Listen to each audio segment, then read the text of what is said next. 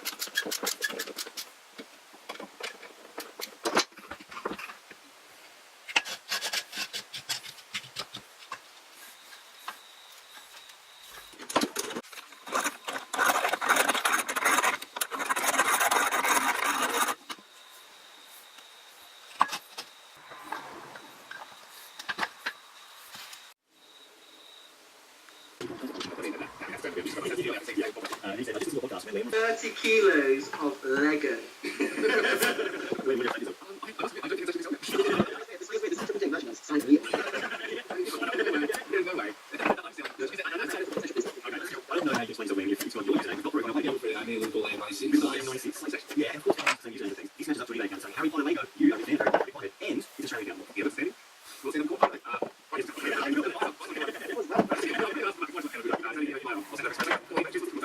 No worries, boys. No worries. Have a good day, yeah?